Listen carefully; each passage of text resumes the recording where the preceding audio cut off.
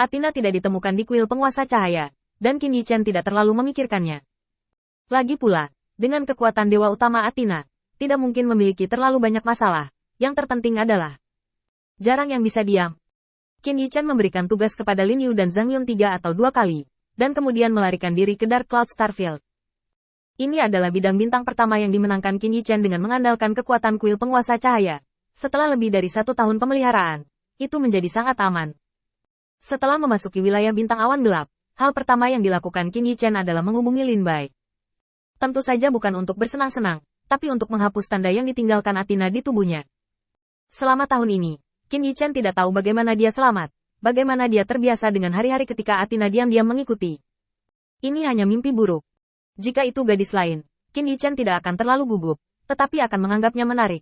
Tapi ini Athena. Berani menggoda. Terakhir kali saya menggoda, dan kemudian saya terjerat. Tidak ada yang tahan dengan siksaan terus-menerus selama 7 hari.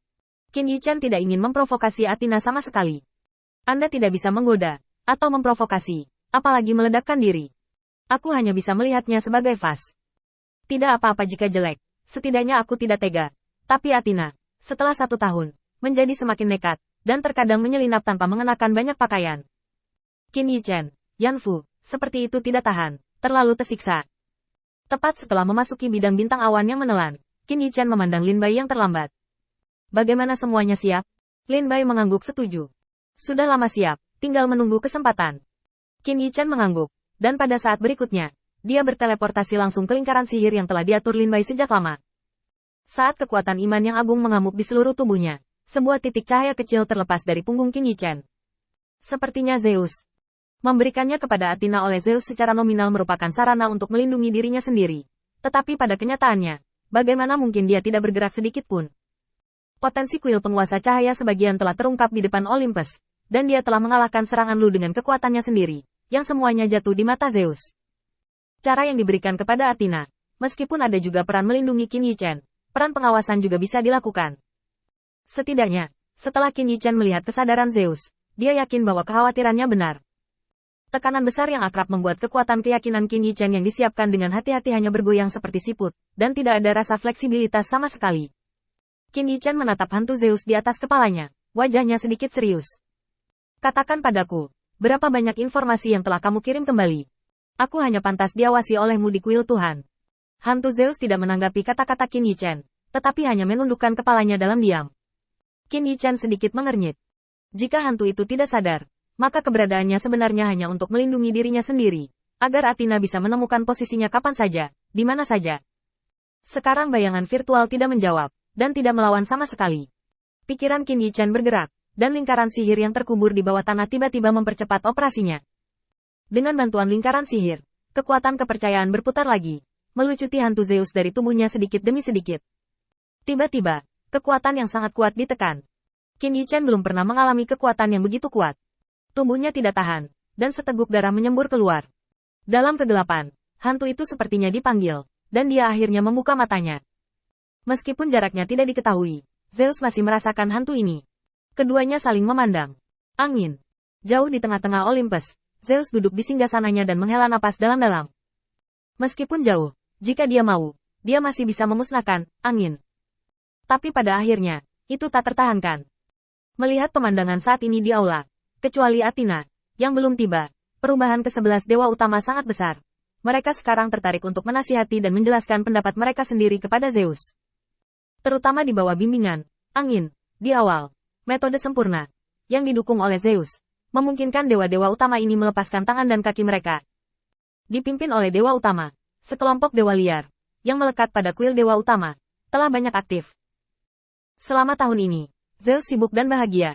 Dia bisa merasakan perubahan pada orang-orang ini, dan melihat bahwa Olympus menjadi lebih kuat dan lebih kuat. Jika orang-orang itu berani menyerang Olympus lagi, mereka tidak akan pernah kembali. Perubahan yang terlihat ini semua karena angin.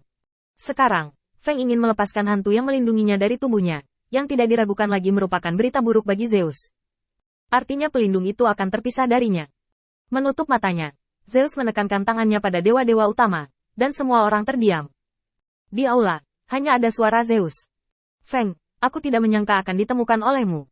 Metode ini awalnya digunakan untuk melindungimu, dan aku tidak punya niat jahat. Saya harus mengakui bahwa selama tahun ini, saya telah belajar banyak dari kuil penguasa cahaya, yang sangat bermanfaat bagi saya. Sekarang kamu merasa bahwa hal ini membatasi kebebasanmu, maka aku akan menghancurkannya. Tidak lagi, biarkan kamu dikekang. Kata terakhir, jika kamu bersedia kembali ke Olympus, aku, Zeus, datang menemuiku secara pribadi. Qin Yichen, yang berada jauh di kuil penguasa cahaya, menggerakkan sudut mulutnya. Benar saja, Zeus masih melihat rahasia kuil penguasa cahaya. Namun sayangnya, setelah Qin Yichen kembali ke kuil penguasa cahaya, dia sengaja menyembunyikan kekuatan kuil penguasa cahaya, dan beberapa inti dikirim, terutama Lin Bai dan yang lainnya, yang hanya muncul di depan Qin Yichen sejenak.